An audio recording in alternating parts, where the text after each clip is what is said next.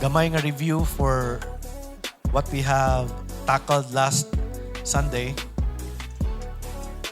We have talked about that the Holy Spirit is our help in times of trouble. No? Remember pa to ninyo? That the Holy Spirit is our help in times of trouble. Muna ang gi-pray ni Jesus, I pray that the Father will give you another helper, that He may abide with you. So, we also have learned last Sunday that the word another helper, the word helper there is parakletos, and para means alongside. No? Jesus was telling His disciples that He will send the Holy Spirit, another helper, which means alongside. We also will be with them. No? This means that the Holy Spirit is one who is close to us. The Holy Spirit is close to us, who comes alongside us and help us. And Jesus introduced the Holy Spirit that way because the Holy Spirit is someone just like Jesus. Kaya sa panahon nga nag-uban si Jesus, uban sa mga disciples during His time on earth, He was the one who took care of them, no? Nag-provide sa tanan nilang panginahanglan, and who was the one who helped them in their time of need. So the Holy Spirit is someone just like Jesus. And also, we have learned that the Holy Spirit is not confined by time and space. That's the reason that we can do greater things. Because now Jesus, in His unlimited form, through the Holy Spirit, can work in and through all of us. Amen? So the Holy Spirit is like Jesus unlimited in us, working in and through us. That's the reason that Jesus said we will do greater works than He did. And then, the Holy Spirit will dwell in us forever. For us, believer, we have eternal security. The Holy Spirit will never leave you nor forsake you. The Holy Spirit will always be in you, forever in you. Always remember that you are never alone. The Holy Spirit will always be in you. He dwells in you. So when we are saved, our eternal life is absolutely secure, and the Holy Spirit will live within us forever. Amen? So mo lang siya atong gamay nga review from last Sunday's message. So as we begin our message for today, the Holy Spirit is the teacher of all things is in you. Talking about the Holy Spirit. The teacher of all things is in us or in you. In John 14:26, this is our reference, no? But the Helper, the Holy Spirit, whom the Father will send in my name, He will teach you all things and bring to your remembrance all things that I said to you. And why is that significant? Why is that very important for Jesus to say that the Holy Spirit will teach you all things? Kaya sa atong kalibutan karon, no, in our world today, daghan kay taga kadunggan. No? Butang lang na to, example na lang. Kanina lang sa kaning gitawag na lang og what's really good or sabay maayo gid nga diet. Kana na lang. Kung kana atong istoryahan, bisan ang mga doctors lahi-lahi silang opinion. Contradictory health studies on what diets are good for us. Daghan mga lahi-lahi nga opinion sa atong mga kadunggan. Amen? And because of that, it's hard to decipher the truth. Lisod na to makita or mabalaan kung unsa man gid ang kamatuoran. Like for personally, ni duol kog isa ka doktor, and the doctor told me nga kaning ang iya diretso tambal, no? Inom ka ani, mag-maintain ka ani. Naagya pun siya gipangayo nga laboratory test. But ang iyang focus diretso was for me to take all of these medicines. And I visited another doctor, the same sila, no? Nga expertise. And this doctor recommended, ang iyang pinakaunang priority na ako was to change my diet. It was not a list of medicines to take, but a change in my diet. Unsay akong pagkaunon. Kay niingon siya, tanan sakit, gikan sa insulin resistance. The reason that you have that, the reason that you have this, the reason that you have this symptom is because of insulin resistance. So, ano po ito ang iya, no? Low carb. And then, napo tayo madunggan nga purely carnivore diet, napo yung mga vegetarian nga diet. So, in this world today, lahi-lahi ang opinion nga atong madunggan. So, maglisod ta, unsa magid ang kamatuoran. Now, ang problema manggod ana, kung imo lang dawaton ang opinion sa kalibutan, na ay possibility nga maghatag ni sa imo og dili or makadawat kag misinformation or makadawat kag isa ka lie nga pwede nimo tuuhan. And when you start to believe a lie, fear and anxiety magsugod pod sa imo. The moment that you begin to believe a lie, it can lead to fear and anxiety. To the degree nga na mapuno every day na mapuno na ka og worries and anxious na ka and depressed na ka. That's why I told a friend of mine na what I've learned when I have symptoms in my body is not to Google it. Because when I Google it, daghan kay makita dito nga ng reasons why you have that. And even if wala pag yu'y kanang bitong klaro bitaw kay nga diagnosis nga naa na gid ka ana, imo na siya dawaton tungod kay naaman imo man siyang nabasa. Unaware, imo nang gakadawat ang imong gakabasa. Wa pa ka kaadtog doktor pero imo nang gidawat nga hala na de ko ingani. La mo gini akong gibati ana nagi ko ingani. So when we begin to just receive opinion from the world, fear begins. Kay nga naman, fear is a byproduct of a lie. Kung naay bakak na imong madunggan, and you think nga, especially when mabasa nimo dito nga, di na ginamaulian. Kabalo mo nga bakak na, even when the world would say nga, di na ginamaulian, wala pa'y tao sukad na ulian, ana. But we don't base truth on the world's opinion. We always base truth on the Word of God. And on the Word of God, atong makita that healing is possible. Regardless kung unsa ang imong gibati, there is healing for us. Available for us. Amen? So, that's the reason that we are studying all of these things. No? So, where then, asa man nato makita ang truth? Where can we find the truth? John 8:31-32. Then Jesus said to those Jews who believed him, "If you abide in my word, you are my disciples indeed, and you shall know the truth, and the truth shall make you free." Okay? Asa makita ang truth? The word of God. That's why if you have a Bible, ayaw na siya i-take for granted. No? Find time to read it. Discover what you have. Discover who you are. Discover the blessings that God is intended or intending for you to receive. Basaha ang imong Bible. Puno siya og promises for you. Especially that you are a child of God. Amen? So, where can we find the truth? The Word of God.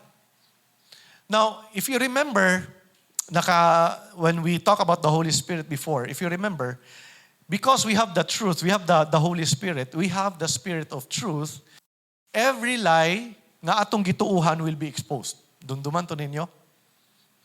Or mangutan ako, sukad nga, the reason nga ako ni siya ginabutang gid ang scriptures diri. And I've heard a pastor, I forgot kung direct ba ko niya gignan to or ako lang tong na kuan, no? Nadunggan.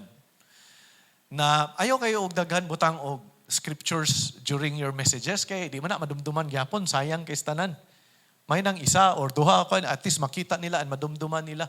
The reason that we are putting scriptures here is for you to see that everything that we're talking about is from the Bible. Importante kay na nga inyo nang mabalaan. That's the reason. Ay katingala, daghan gyud ang scriptures din ha.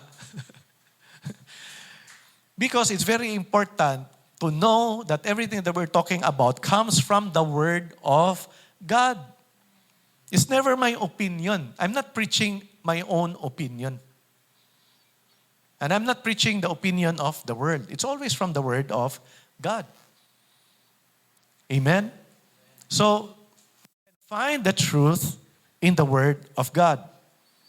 Naana ba kayo na-experience nga sa diha nga nakita nimo ang pulong sa Ginoo, especially promises of God in the Bible, nga nakaingon ka nga la, bakak dito akong gituuhan. Ha? Ka-experience na mo na? Na-encounter nimo ang pulong sa Ginoo, nya kaingon ka nga, bakak dito akong gituuhan, kay mao man day ni ang gingon sa pulong sa Ginoo. Again, akong gihatag ang example earlier. Unsa man nga example? About sickness, about disease. For some people, it's murag dead end na para sa ila. When you have that, sorry kayo. No? And moingon na din sila nga, kanang, pila na laman ka months na bilindok? If you are believing that, it will make you fearful every day. Anxious. Counting the days. Kano saan na lang ka mamatay. But knowing the Word of God, we know that our God, walay imposible. Mamadang kanta na to ganina, our God is greater. Our God is healer. He is provider. And He is everything that we need.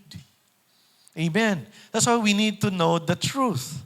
Kaya giingon din na sa pulong, when you know the truth shall make you free. Because when you believe a lie, it will put you in bondage. You are a slave to that lie. Sa sickness. Or like for example, unsa man nga lie?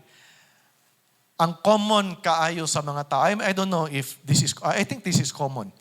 Kana bitong, especially when a person, nakadawat bitaw siya og dili maayo nga, kuan bitaw, kaning pagdako pa lang niya, giingnan na siya nga, you will not amount to anything. Wala gi kay maabtan. Kana, ikaw nga, kuan, perti ka, kabugo, pagig kay nimo. Wala gi kay maabtan. Ambot na lang yun dun sa imong kaugmahon. Wala di ko kabalog sa imong future. Lisod kay ngit-ngit kay kagkuan. Especially, kung gikan pagid na sa ginikanan. So may pulusan ni mo eskwela. Nga pong kuan, pagminyo lang. No, kung babae, ingno lang, pangita lang og lalaki nga makabuhi sa imo. Luoy kayong lalaki, no? Di may pwede mangitag babae nga makabuhi sa amo. Dili. Trabaho. But, inganaon ka, no? Pero unsa man, ang truth sa pulong sa Ginoo concerning all of us. Unsa ang Jeremiah 29:11? Iyon ang Ginoo, I know my plans towards you, declares the Lord. Plans to prosper you, not to harm you. Plans to give you a hope and a future. Mao na siya ang truth para sa tanan tao. Mao na ang plano sa Ginoo sa tanan tao. Mao na ang panglantaw sa Ginoo sa tanan tao. But a lot of people do not know that. Even believers are ignorant ana nga truth.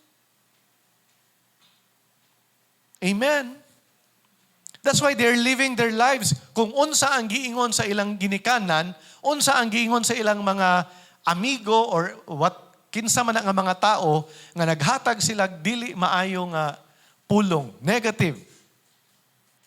Mao gyud ang ilang kinabuhi. Kay mao man ang ilang gidawat.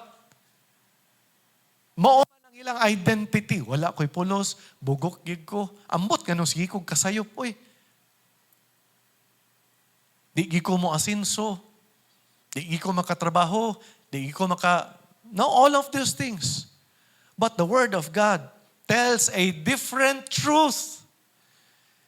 It's God Himself who said, the Word of God says, declares the Lord, plans to prosper you in every area of life. Apil na diha, tanan klase sa, tanan area sa kinabuhi. To prosper you. To give you hope, future. Your future is bright, church. Especially for you. Kamu tanan nga mga dini, mga young professionals. Kamu gyud tanan. Nayuban students pa. You know what? Your future is as bright as God's love for you. Amen. Ako na lang mo amen na ito. Amen, Pastor.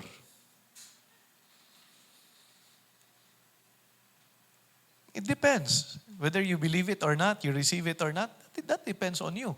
But the promise of God will always stand true, whether you believe it or not.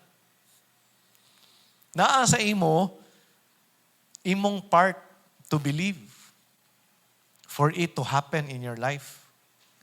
Grace has supplied. Our part is to receive by faith. Amen, church? Amen. So, instead of turning to the world for answers, get your truth in God's Word. The more we continue in the Word of God, the more we will know the truth. The more we will know the truth, the more that we will be set free. Amen? Some people would think, akong concerned health man. Does it have something to do with the Word of God? A lot of people do not know that. Nadiri ang sikreto sa healing. Nadiri ang tubag sa healing. Now, my concern is my business. My concern is my work. Naa ba na siya kalabutan sa pulong sa Ginoo? Church, understand. Every answer that you will ever need in whatever area of your life can be found in the Word of God. Every answer that you are seeking. And I don't know the questions that you have in your heart right now. But every answer in whatever area of your life can be found in the Word of God. That's why ang pulong sa Ginoo nag-ingon in Psalm 119, 105. Your Word is a lamp unto my feet and a light to my path. Lamp to my feet, ang imong present, kung asa ka karon. Unsa imong kahimtang karon, lamdagan siya sa Ginoo. And also a light to, kung asa ka mo padulong, naay giya, naay wisdom, naay favor, naang Ginoo kauban. Amen? Pero asa? Iyang Word. That's why this is very important. To know the Word and to have the Holy Spirit, to be dependent on the Holy Spirit. Amen? And the Holy Spirit will lead you into every truth. Oh, tanan truth nga maset free ta. Now remember, Jesus referred to the Holy Spirit as Spirit of Truth. And then later on, yun siya diri, when the Spirit of Truth comes, He will guide you into all truth. When the Spirit of Truth comes, He will guide you into all truth. Otong niyo ko ganina, the Spirit of Truth will expose every lie in your life. The Spirit of Truth will expose every lie in your life. Okay? Now, unsa man na siya nga mga truth? Tanan. Wala man diri ang mga, ako ra may parent. Truth concerning parenting. No? Naa. Sa pulong sa Ginoo. Concerning your careers. Na ba kay question? Sagi ka nga para sa ako ba? Hanggang ba ka balon? Sagi akong gusto. Ha? Napa ba uban sa inyo diri nga sagi akong gusto ha? Labi na, pamantay mga students diri. Tulo. Sa magi akong gusto. Kurso ha, dili tao. Siya, good Lord. Dili na mamapamutan. Ang imong path, imong career. Sa imong gusto. Amen? Apil na gyapon ang tao. Okay? God will also guide you to the right person. Amen? Careers, studies, relationships.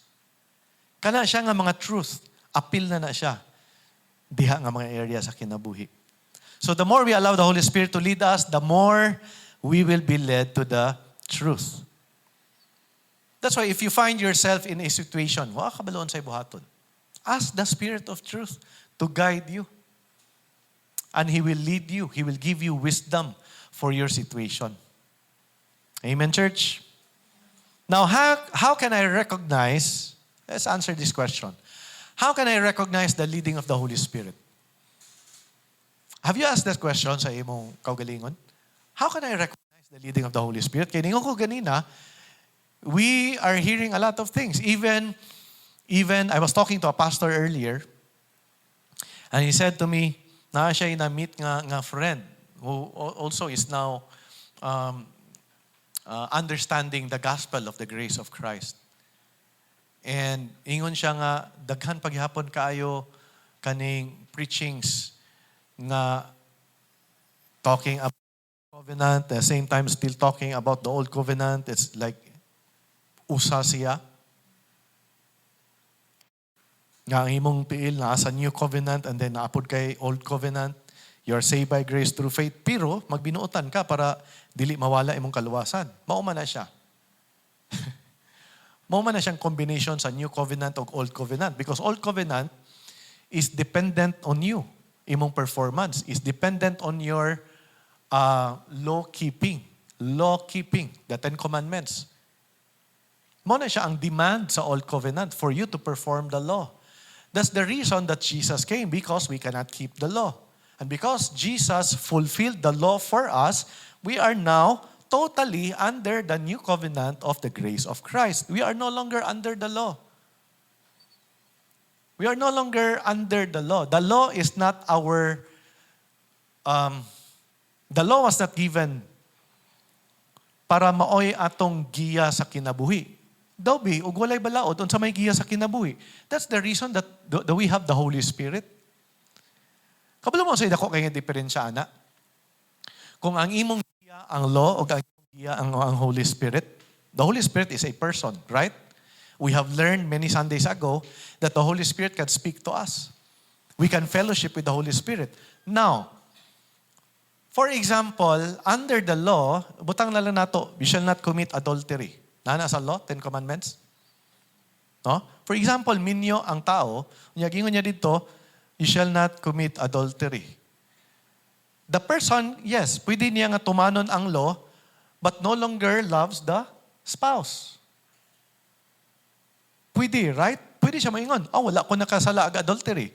But, you're no longer loving your spouse. That's the law. Under the new covenant, the Holy Spirit will teach you how to love your spouse, not just commit adultery. The Holy Spirit will not only teach you not to commit adultery, but will also teach you how to love your spouse. Because the Holy Spirit knows the person. Right? Especially, most of the time, pag makasala, unsa ihatag, roast dayon, bulak dayon, cake dayon, ice cream dayon. Di ginamao ang iyang need. Right? But when we are guided by the Holy Spirit, it's personal. The Holy Spirit knows what the person wants. Amen. That's how powerful it is to be living under the new covenant of the grace of Christ. So how can I recognize the leading of the Holy Spirit? As children of God, the Holy Spirit leads us by inner promptings, revelation, inspiration, and illumination. Now, ato lang unahon, revelation. For example, when Jesus asked His disciples, "Who do you say that I am?" You remember that? Remember that story? Jesus asking the disciples, who do you say that I am? Unsay tubag ni Simon Peter? You are the Christ. So, one translation, you are the Messiah, the Son of the living God. And Jesus told him, blessed are you. Blessed are you, Simon Bar-Jonah, because it's not flesh and blood that it was revealed to you, but my Father in heaven. It was God who revealed to Peter that Jesus was the Messiah. It was not by his own understanding or intellect that he saw Jesus. You are the Christ. No, it was revealed by God. Mo ng revelation. Ato po na siyang madawat. Because we have a relationship with God, we have the Holy Spirit, we receive revelation and inspiration. Now, ingon ang Bible that the Word of God is God-breathed. Ito na yung pakita later on nga scripture. Meaning, it's inspired by God. God-breathed means inspired by God. Lahi-lahi ng mga tao ang nagsulat, but inspired by the Holy Spirit. It was still the Holy Spirit's doing. And they wrote it. Munang, inspiration. Written by inspiration. Dili lang ila-ila, but inspired by the Holy Spirit. An illumination means that when you read the Word of God and you begin to understand, that's illumination. Mo di pasabot ani. That's why it's a different kind of joy when you read the Word of God and you understand. Compared to understanding because somebody is preaching. Lahi po na. Now we receive, right? Like you are receiving right now by my preaching. I hope that you are receiving something. Yes, you are receiving. But it's a different kind of joy when you read the Word of God and you begin to understand something. Why? Because it's directly given to you. Not through a messenger. Manang lahigid ang kalipay nga baka, mo, di pa sabot na, Lord? Lahigid siya. Di gini mo siya mabaylo compared to just listening to somebody and understand. Now, wala ko nag-ingon nga, dili na siya maayo. That's a good thing. No? To be receiving from me. God also sends messengers for His flock. But I'm just telling you, it's a different kind of joy to be experiencing. Reading the Word of God, and there's illumination. Your eyes of understanding are being opened. Okay? Now it says in Romans 8:16, the Spirit Himself bears witness with our spirit that we are children of God. So, one translation, the Spirit Himself testifies with our spirit. Kabalo, the word testify there is like the Holy Spirit and our spirit agreeing with the same truth. Muna siya ang gipasabot sa bears witness. And that is a very powerful verse. Kani siya nga context, no? But it applies to other things, other truths as well. Why is this very important? That we are children of God. The Holy Spirit testifies in your spirit, bears witness in your spirit that you are a child of God.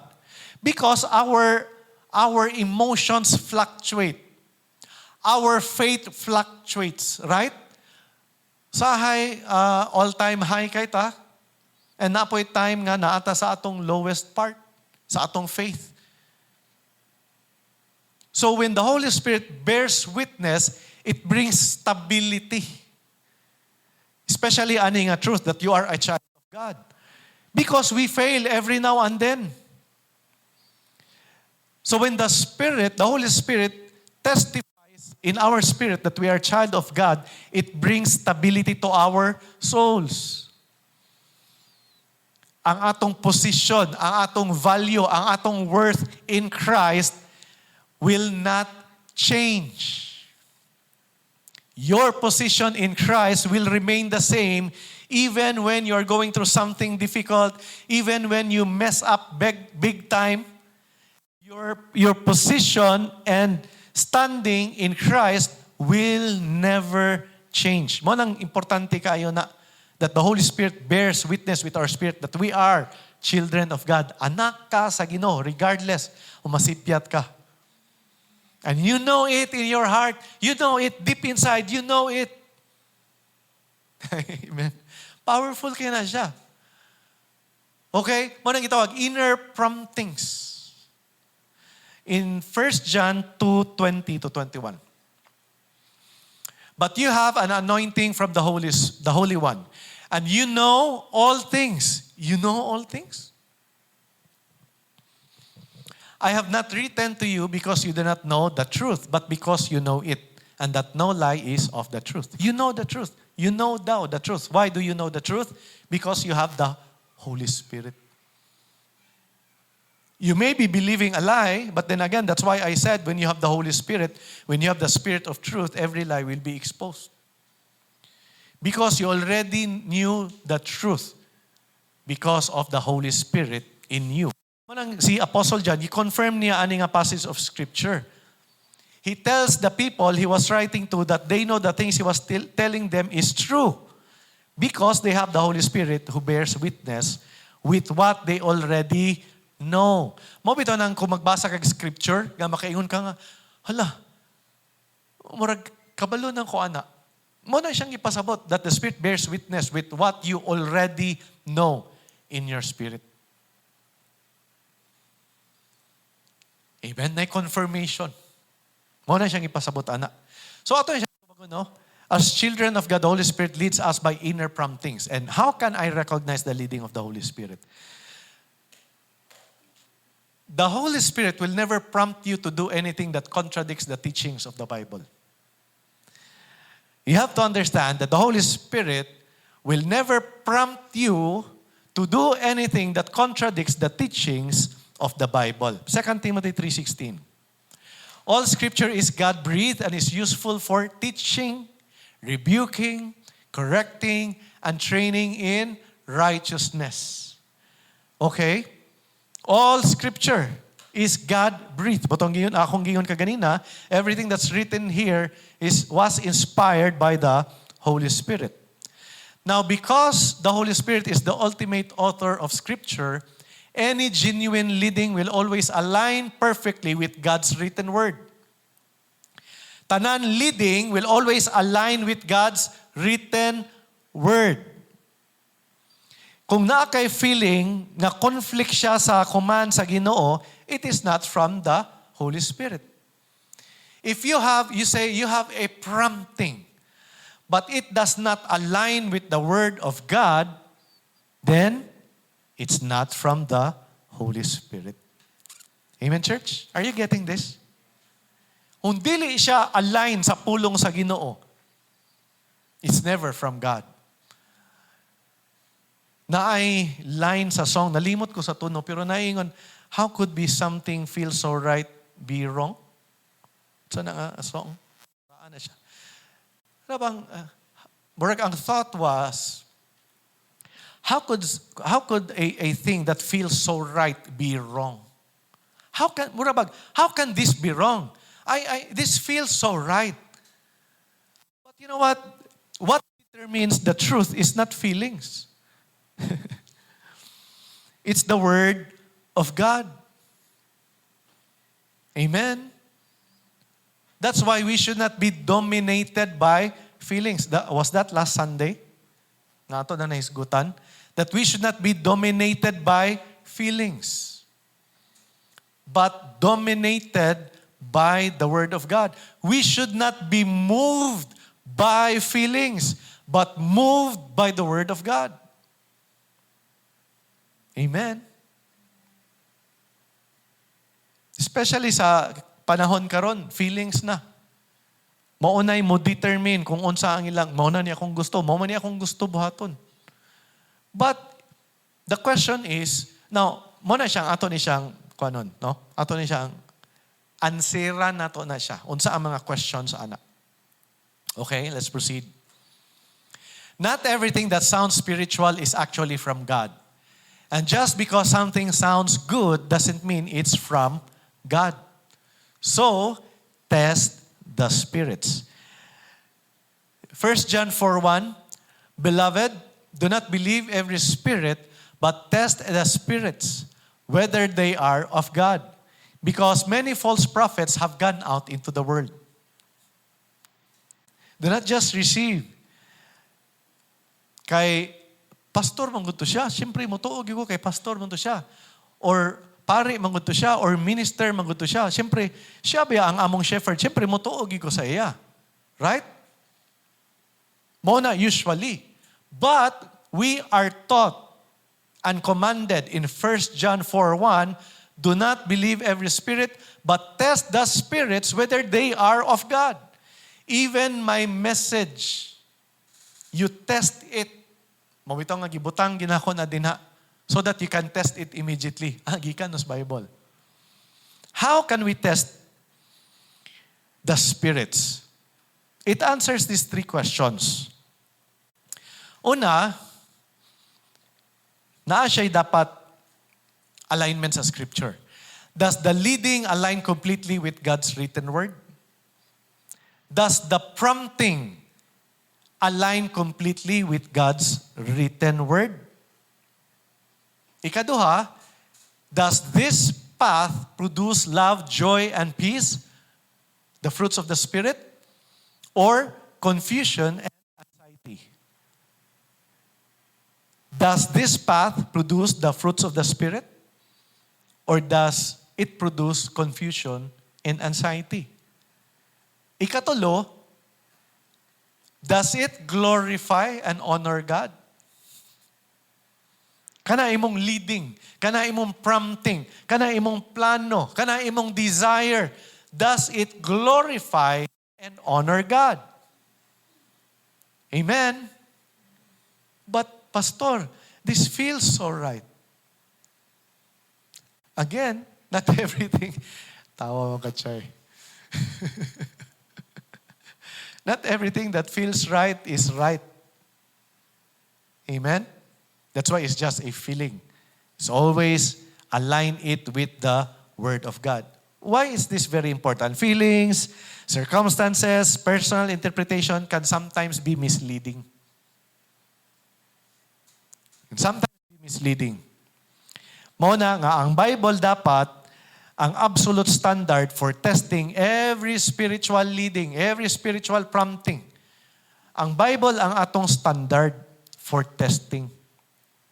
Amen, church? Kaya ang kalibutan, puno na yun sa noise, opinions, false teachings. That's why it's very important. Ang atong responsibility is to seek out the Word from the Word. And let the Word be your filter today. Next thing is that the Holy Spirit brings peace and clear thinking even when things are tough. There are times that we go through something, difficult situation. But when you ask the Holy Spirit to guide you and lead you, the Holy Spirit brings peace and clear thinking. And I've experienced this many times in my life. Di ko kasabot sa akong gibati, kasabot dagan sa akong huna-huna. But when God speaks, it brings peace and clear thinking. So clear thinking, you will know what you should do.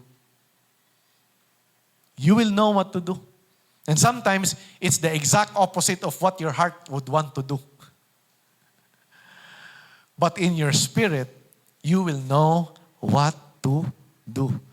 That's why it says in Romans 8:6, the mind governed by the flesh is death, but the mind governed by the Spirit is life and peace. Amen. Colossians 3:15, we are closing. And let the peace of God rule in your hearts, to which also you were called in one body, and be thankful. Kitsay dapat rule sa atong heart? The peace of God. No? Like for example, sa business, and sometimes na yung mga nindot kay nga mga proposals. Right? But dili dapat ang proposal mooy mo lead sa imo to decide whether mo partner ka na, mo avail ka na, or whatever. It should be the peace of God. Na ba kay peace? Before ka mo sign anything, na ba kay peace? Or the lack of it? Do you have the peace of God? Let the peace of God be your umpire. Kabalo mo ng umpire sa baseball? Ang umpire, mo decide kung ang runner out ba siya or safe. Let peace be your umpire. The true leading of the Spirit will always align with the Word of God and bring peace. Amen? Lastly, the Holy Spirit glorifies Jesus. Because we have talked for many Sundays about the Holy Spirit, the person of the Holy Spirit, what the Holy Spirit does to us, and all of those things. But we should not forget that the Holy Spirit glorifies Jesus.